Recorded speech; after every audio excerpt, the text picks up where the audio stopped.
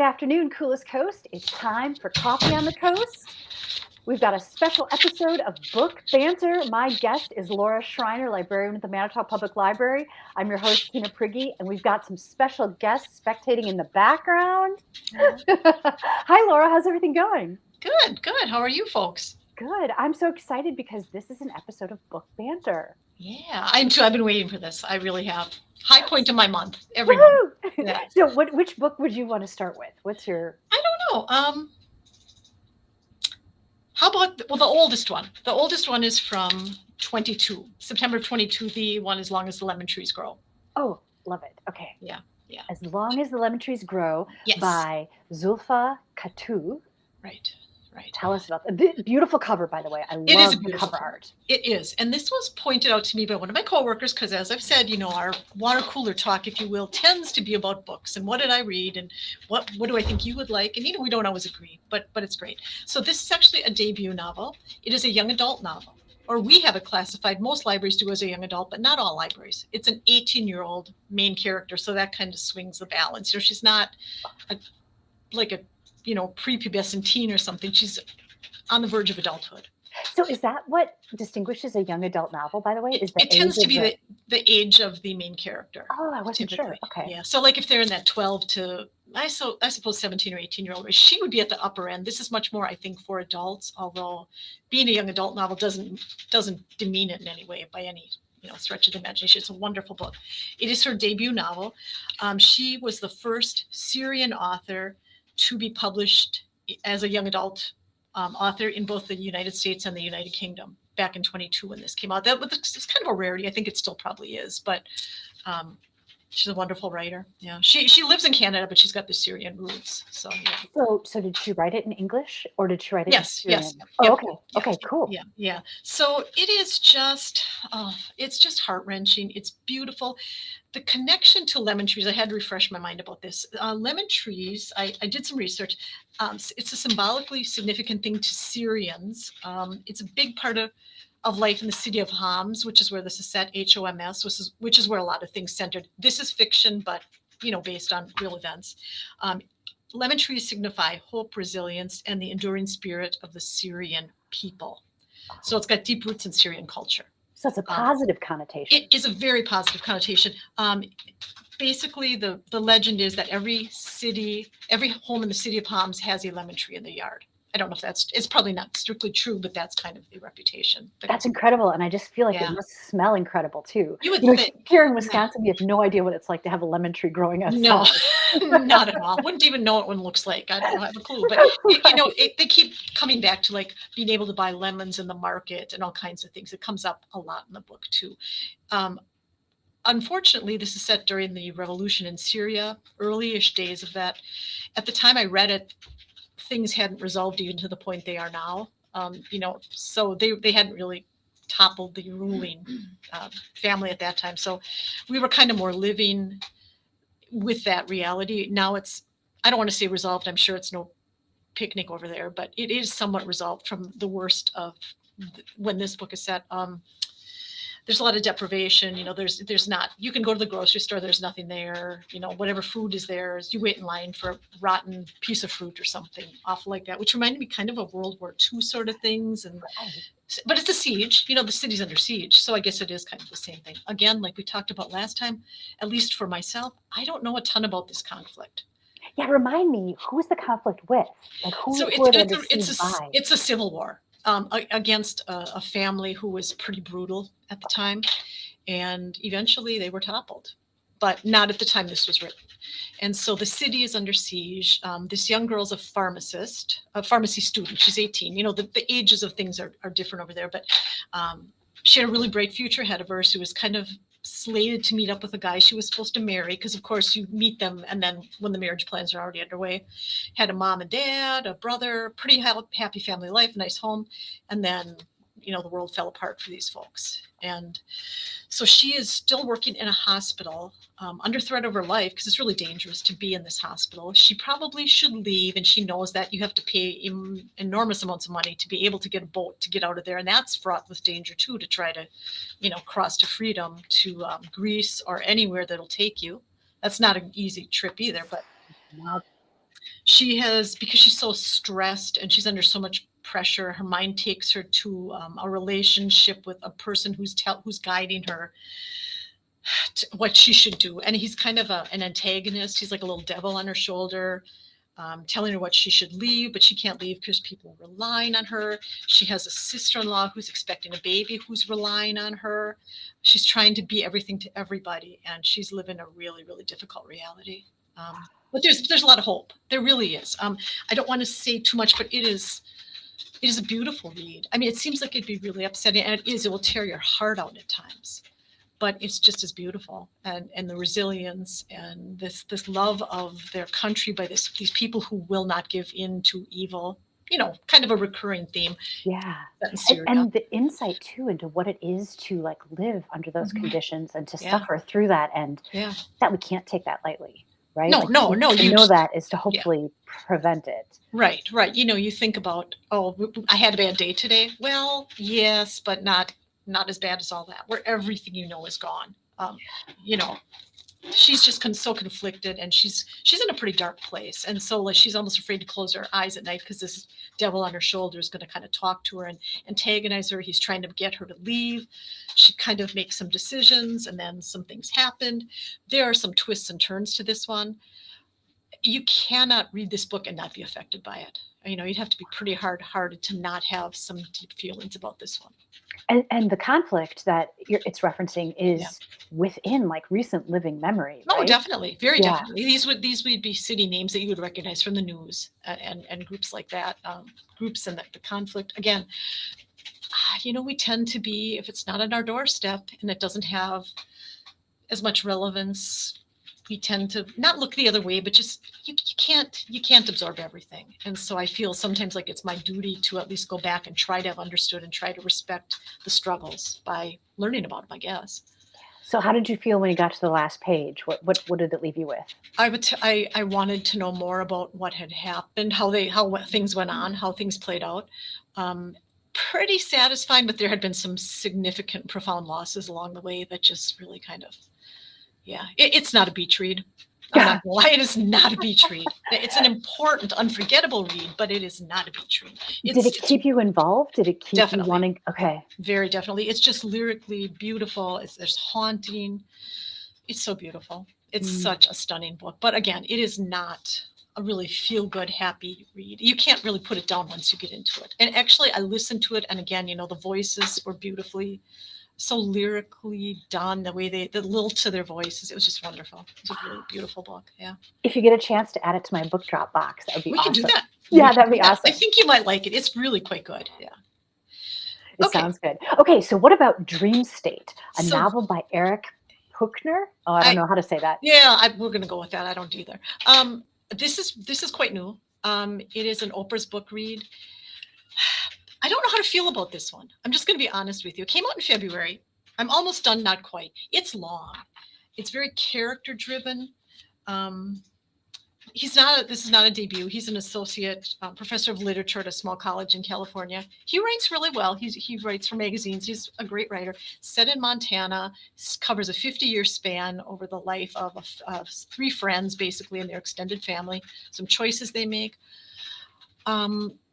I don't know how you might feel about it, because I know you've said you like to like somebody, you like to care about somebody in the book. I found that hard. I found it a little bit hard in this book. There is somebody I ended up kind of having an affinity for, but I went on with it because our friend Therese loved it, plowed right through it. I haven't quite plowed. Is it a murder mystery? No. Oh, okay. No. There's no mystery. There's no element of mystery. There's a lot about Montana. Sense of place is beautiful. Family, strife, how people change, impermanence, 50 years of life, things are not so permanent. A lot of it, they refer to like global warming and climate change, kind of in, not directly, but how the wildlife has changed, how society has changed. I think, I've never been to Montana, but I suspect if you've been to Montana, it would probably call some things to memory about what that state is like and the open spaces. And it starts out, there's the young lady named Cece is going to her fiance's home a little bit in advance of their wedding, which is going to be at his family's summer home on a lake. So she gets there first. Other people are going to be coming. The first person she meets is her fiance's friend. Her fiance's back in California. She meets her fiance's friend who's going to officiate the wedding. He's a very cynical, very different guy. There's been a serious loss and some trauma in his life. So he's a different outlook on life. She doesn't know what to make of him. A lot of things happen, some things that I thought seemed a little implausible, but I guess I can see it. Then there's their children, and there's aunts and uncles, and there's the parents, and how some things happen. The wedding takes place, but then some very strange things happen thereafter. And then, we have the decades that followed this decision that changed everybody's lives. It's good. I would say it's good. I think a lot of people like it, especially if you like character driven. It's nearly 400 pages. It's not the fastest paced book I've ever read. And there is no mystery, like you said. And I did like some of the other people, I thought, why are you doing what you're doing? What are you doing here? Who would do this? Well, not for me to say. Therese had the interesting observation that there was one chapter in there that she thought was way out of place, didn't seem to connect with anything, and she did not know why this chapter was in there. She didn't tell me what it was. But then as I'm reading it, I'm like, it's this chapter. And so you get to it and you're like, okay, I don't want to say that it was gratuitous, and it wasn't like of a sexual nature, but it was like very, very heart-wrenching. And then they kind of dropped that aspect. And so you're kind of like, okay, why did you throw this in here? Right, because then you keep wondering how it's going to affect the rest of the story. Where it's right. and then, there is some resolution down the line, but they kind of like throw this bombshell, awfully upsetting kind of lifestyle change in a really distraught person. And then you don't hear about him again for a while. It's like, okay, so, but they do go back to him, and there's a lot of characters they follow, but it's basically told from three people's points of view: the bride and the two the would-be groom. Well, they do get married, but there's a sickness that's going through the wedding party, so then their honeymoon doesn't play out quite as it's supposed to, and then some really strange stuff happens that seems implausible, but I guess it ended up sort of okay. It's a complicated book, lots of layers, lots of characters. Why Dream State? Why is it called Dream State? I think because Montana is almost its own character. And then there are some things as people age where their minds start to take them other places. So I almost kind of think that's like a dreamlike state that they revisit events in their lives and some losses and some choices and if onlys, things like that. So do you think, like the characters, did they have higher expectations of what was going to happen when they went to Montana? Yeah. They're definitely, the bride thought her life was going to be really different than it turned out to be, but yet she chose it. She chose things. And then I think, of course, she's like, what if she had? And then the gentlemen involved are like, well, what if this? What if that?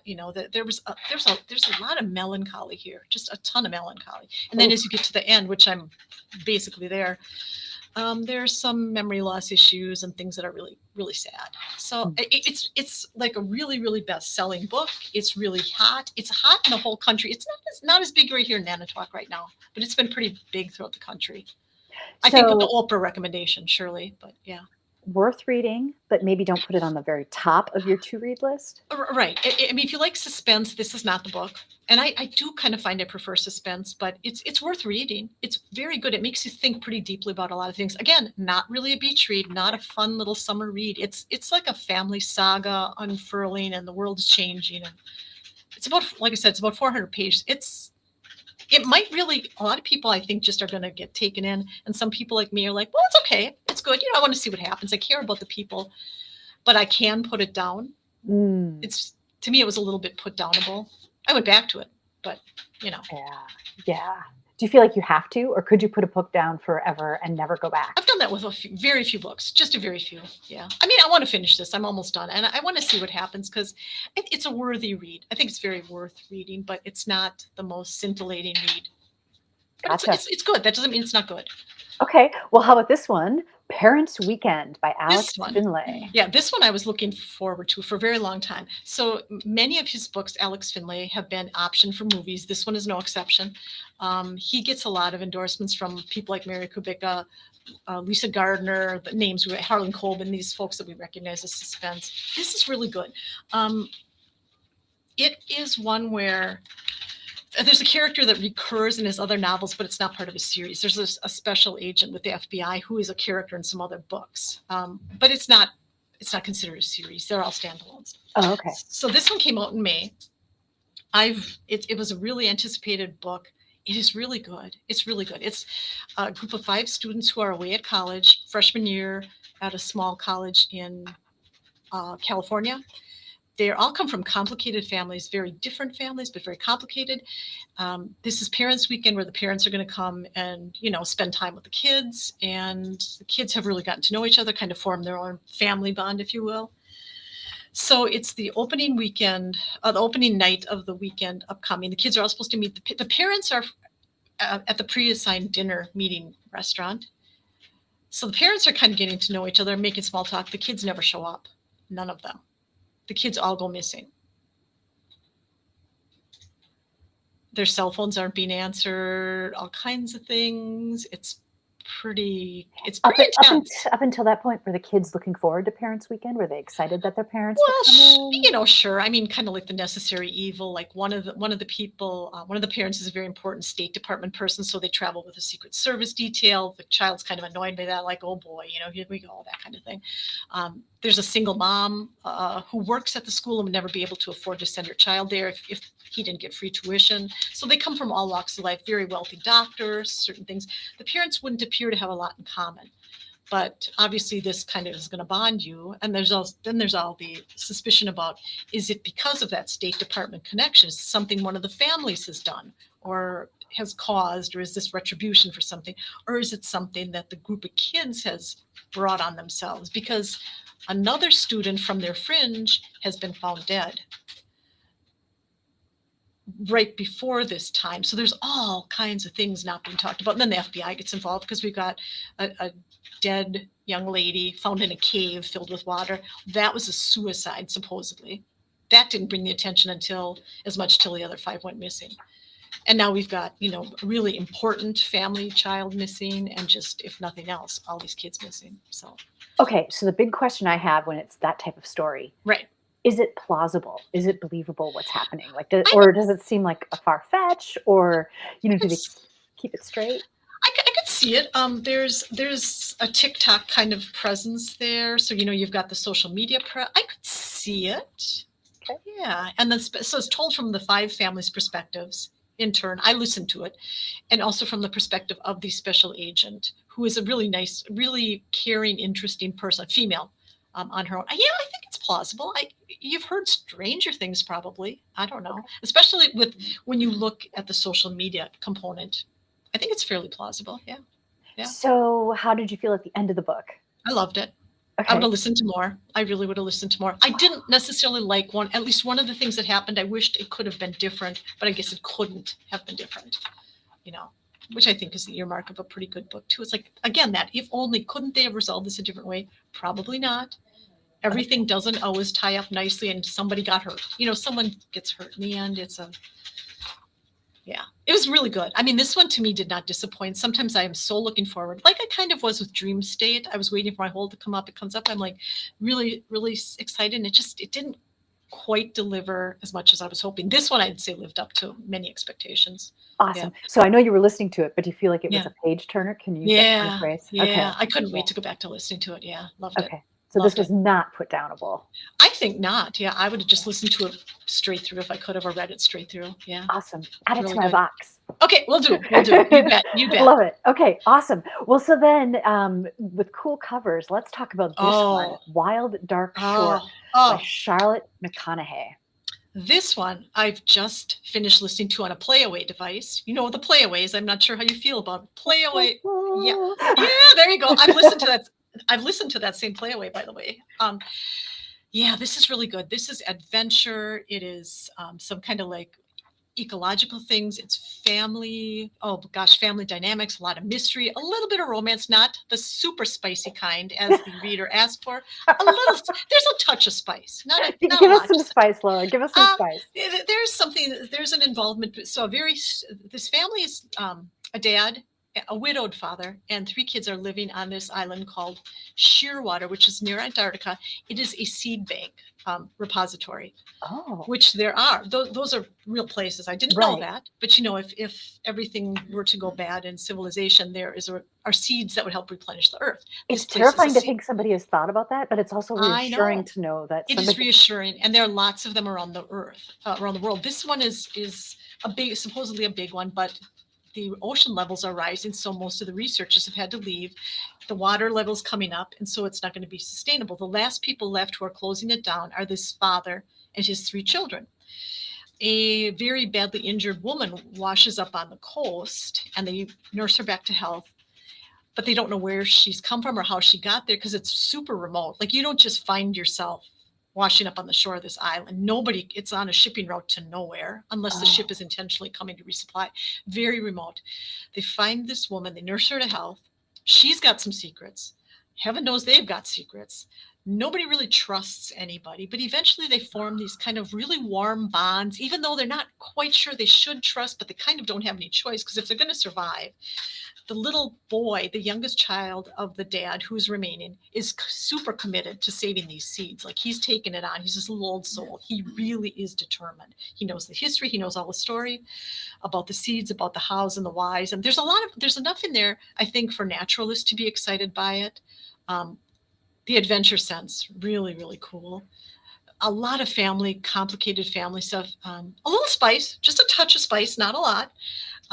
It's pretty much got something for everybody. This is not a book I probably would have picked up on my own, but I kept seeing it come up and come up and come up. And then I saw the Playaway, and I was like, okay, I'll give this one a whirl. It is not the kind of book I thought I would like. Again, I could not stop listening to this one. There's so many elements to it. It's really, really good. I think I need this one. Okay, So we can it manage. was well performed on the Playaway. It was really well done. They've got the Australian voices. So some people don't love that kind of thing. I happen to like those accents and those. And I can't say enough. This book really has something for everybody. If you're an adventure seeker, if you're a science-minded person, I'm not. I'm actually neither of those. But this one was super appealing. Really good story. I mean, I'm not necessarily programmed to be science minded either, but I do love learning science that I can Yeah. comprehend. Like, I love Right. learning about there's seed banks and a little bit more Yep. about that kind of thing. Yep. And it again, but it kind of tears your heart out by the end. You wished it could have been different, but you see why it had to go the way it went. And there's still hope. There's still hope at the end, but it's very, very intense.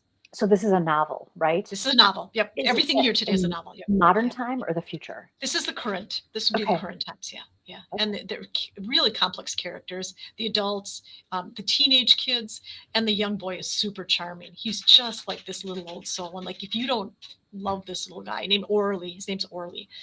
He was born when his mom passed, giving birth to him.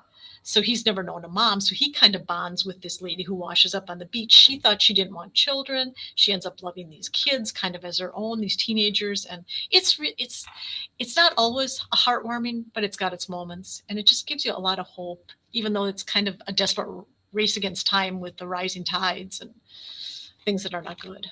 But Wow. it's Oh, really, what an it's intense, great. yeah, that It's sounds great. great. It's a great I book. have to say, I think I am loving all of these recommendations today. Oh, that's loving. I'm a big fan of heart shape, so that's cool. Yeah. Hey, so you've got one more, and it's the Yeah. wedding people, and I just kind of flashed that. Yes. I just listened to it on Playaway. I thought it was an excellent performance. So just a little Yes. plug for Playaways. What a Yes. great way to take in a book. Playaways I just love them. I really love them. The only thing that weirdly happened to me the other day is all of a sudden it fell off my car seat and the battery popped out, and then I couldn't find the top. That little top thing that says MPL on it. It's like it's on the black floor of my car. It's somewhere. Well, I did find it, but it's like, how did that pop off? And all of a sudden, but I didn't lose anything. I didn't lose any element of the story. As you know, you don't get defective discs. You don't get any of that kind of stuff. You just get a really nice performance. And I thought this one was great. I loved this one. Did you? Yeah. I really did. I love the fact that, there was a main character and there were some sort of sub mains, right? It's a wedding, and they all had kind of a redemption arc. They all had sort of a better turn of life Yes. for themselves in the end, Yes. even if it's not what Yes. we would think might be the best, Right. right? It is. It's not the book I thought it was going to be at the start. You know, I was hearing about it. We own this as a book discussion kit, and book groups are clamoring for it. So I thought it was more of like a summer read about, oh, this nice little destination wedding and the rich people and all this stuff. And you kind of get the impression from the cover that everybody's maybe partying a lot the whole time, like they're spending a whole week in oblivious, alcohol fueled whatever. But I thought it was really, really kind of beautifully done, and the way relationships formed. I thought it was interesting that she goes to this hotel she's wanted to visit her whole life, and then she's the only person not connected to the wedding. And initially, isn't it's quite a ways into the book before you even hear the bride's name, right? Because they just keep calling her the The bride, bride, the right, bride, right.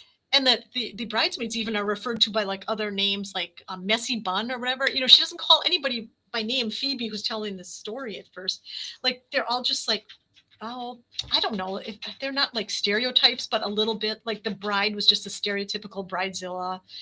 Everything spent all this money, like enormous amounts of money, and everything had to be perfect. And then things start to happen. And Phoebe's reason for being there wasn't so great either, but that really did turn around. Which Yeah, really makes it an interesting it premise does. for the whole story, It does. right? Yeah, yeah. I hope that wouldn't be a trigger for some people. I know for some people that's a premise that bothers them. Because she, of course, doesn't plan to return from the hotel. She doesn't even bring a suitcase because she's not going to be Check around much out. longer. Yeah, Right. yeah, yeah. But it doesn't go that Mm. way. I would just want people, I guess, to be aware of that. If that's a hard concept for them, I just would maybe want them to know I that think the that's beautiful thing though is that when it doesn't work out like it planned, right? And she right. wakes up and she's like, "Oh my gosh, I still Yeah, have my fingers. I still have yeah, look at yeah, how beautiful yeah, this yeah, day yeah, is." yeah, And yeah, she's got yeah. this whole new take on life, this whole new like sense of bravery and what was Right, I afraid of before? Why right. would I It's have, purpose, and yeah, I'm just exactly. gonna call a spade, like Yep, say it as it is, right? I agree. I agree. And then that attitude really makes her such a great heroine throughout the rest of the I would story. agree. I would agree. Yeah, she is really, I think, phenomenally memorable. She really is. At first, I thought, again, a beach read maybe, but it's much more than just a beach read. It could be a beach read, but it could be a lot more than that if you want it to be. And I think for a book group, super discussable. Everybody can relate to somebody or everybody.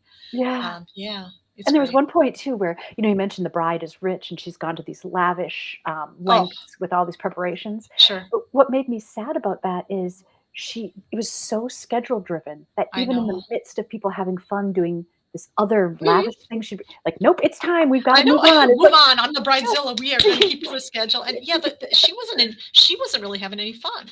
Mm, Ironically. yeah, Yeah, ironically. but I would recommend this book to a lot of people. It's really, really good. Yeah, Yeah, yeah. yeah. What genre? Like, would you say this is romance? I don't think I would say that. Would you? I I don't think so. I mean, it's a very witty, kind of a wry take on contemporary life, I would say. I wouldn't call it a romance. I don't think really. Okay. Yeah, I Would wasn't you? sure. Would you? I didn't get a lot of romance there.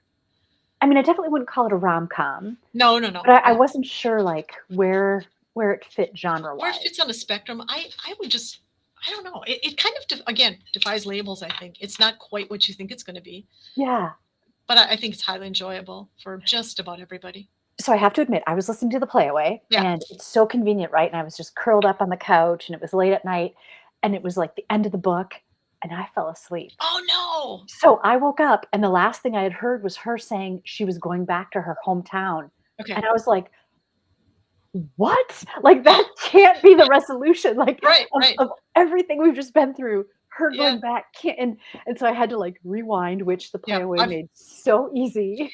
It's funny. I had to rewind that, not that same point, but I had to rewind because somehow I missed the part how she got involved in the wedding party itself because someone fell ill. But Yeah. somehow I missed that. Like I don't know. And I was listening. I thought very thoroughly. All of a sudden, she's wearing that green dress to be in the wedding, and I'm like, well, what happened to the maid of honor? How did she get in the wedding? So I mean, sometimes you just kind of miss stuff. I didn't fall asleep, but I have been known to fall asleep, but I didn't that time. But yeah, you're like, wait a That was minute. also a weird aspect, what the maid of honor had planned.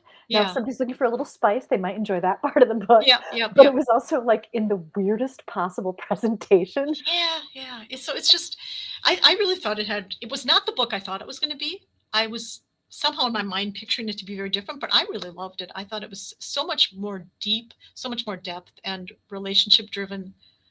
Yeah. Certainly funny. I expected funny. I just expected maybe a little more, a little less deep. I expected maybe a little shallow fun at this wedding, and it's Yes. in Newport, but it wasn't really that at all. No, no, I was expecting shallow too. And you kind of feel that at first, and then it Right. just, and I think it's the setup too of all of the characters that we meet. I think Yes. I think what it boils down to is none of them really know themselves until they've gone I would through this agree. whole story arc, and they all Right. come away Right. with like a different, I don't know, deeper understanding, and we have that same feeling. It's Right. really, Right. there's something special about this book. It's pretty magical. It is her third book, I guess. And this also has been optioned for a film by Oh, TriStar. So this could be a pretty good movie if they do it right. Right, and I don't know what I mean by that, but if you get the right actors, everything, this could be a really kind of cool movie. I think. Yeah. oh, nice. What else has she written? She has written some, and she's also there. I'm seeing a theme: associate professor of literature. A lot of these like they write. So she's written some other novels. None of them I've ever heard of, but this is her Oh, third one. okay. So not part of a series or anything like that. She's written. Yeah, I don't know. I can't remember the titles of them, obviously, but this is her third one. Okay. This is probably the one that's going to put her on the map because she's not. I don't know that she'd been heard from a lot before this. I think it's going Okay. to change. Yeah. I've mentioned to a few friends that I was reading this, and some of them had read it too, and they had Hmm. really good feedback. Yeah, I have not heard anybody say anything other than good about this one. Yeah, and Nice. that's So hard to come by. let's say you were casting the movie. Do you have somebody I in don't mind that know. you would cast as Phoebe? I'm very, very, very weak on young Hollywood. I don't know. Like, who would you? Do you have someone in mind? Because I am terrible with actors and actresses. I don't know why I asked the question because no, I That's don't. okay. You can ask. I We don't talk know about who it. I would. Hmm. No, you know what? I have to think about that. We always talk about that at book group, like the book group here that meets at the public library on Thursday, every third Thursday or every other third Thursday.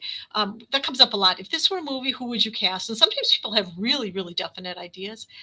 I don't know. I mean, you picture someone in your head, but it's kind of like an anonymous Yeah. person who just looks like a nice blonde lady, 30 something. I don't know, whatever. I don't have anybody.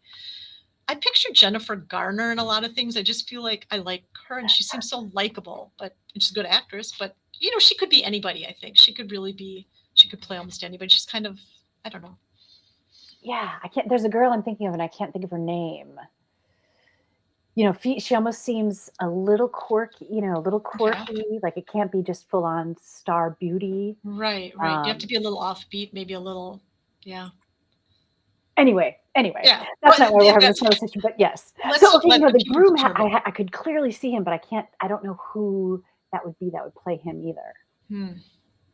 I don't know, but I just, you picture someone, and I just really thought these people were very well developed. As we said, you thought at the beginning it was going to be a little different. Who I even like too is the concierge, that young lady who was the concierge. Oh She was trying to make everybody happy all the time. yeah, She was so yeah. charming, and she wasn't even dressed right. So Phoebe's trying to tell her, business coastal, what that means, not what you're wearing. You're not doing business coastal. So I thought Phoebe cared deeply about people. She acted like she didn't, but she really did. Yeah, And I think she yeah, learned that about herself. And she ended up being able to relate to all these people. And I think she prided herself on being a loner and being kind of aloof. When it came down to it, she really wanted relationships with people and was good at them. and that really develops through the book too. Because Hmm. at first, she's kind of just wasting her life, it seems, Exactly. and you're like, what? Yeah. Yeah. So Yeah. Yeah. yeah, Yeah. Yeah. So I think she really developed. I love this book. I really did. I thought all these books I really did love. Dream State, I have to just reiterate, not a bad book at all. A very good book, as long as you don't necessarily expect wild, crazy.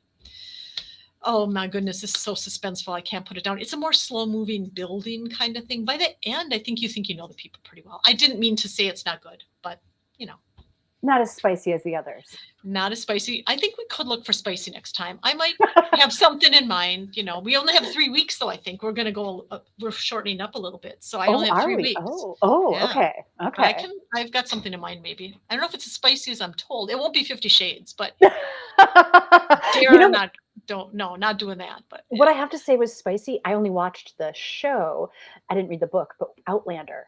Oh, I love It got Outlander. to the point where I was like, this is like beyond the spicy that I can Oh, watch. I yeah, was like, I'm a huge fan of Outlander. Yeah, it's funny you bring it. I adore Outlander, but yeah, that was, I had a different impression of it at first until I got to realize it really is about a lifelong relationship. But oh my goodness, that first season or two, wow. Yeah, it was like soft core. Yes, It I really know. was. I mean, There was one point I was like, our son is home, and I don't know what I he's know. going to think we're doing, but I think we need to fast forward. And it was like 9 minutes later, the scene was still Oh, I going on. I'm know. like, I what is know. happening? The Scottish softcore porn. My husband starts watching it every time I walk through the room and be like, now someone else is doing something else. What is with this? And then I get kind of captivated by the love story. But yeah, it gives you a different, Yeah. spicy. Oh yeah, that's spicy. Yeah. Yeah. Well, Laura, thanks for the great conversation. Thanks Of for the course. excellent recommendations. Really Thank appreciate you. it. Thanks. And I've got noted what you might want to read yourself. So we'll try to keep you supplied with all the good stuff. Awesome. Awesome. All right. Fantastic. My guest today, librarian Lura Schreiner from Manitowoc Public Library. I'm your host, Tina Prigge. Thank you for joining us for this episode of Book Banter on Coffee on the Coast. We'll see you Thank next you. time. Thank you.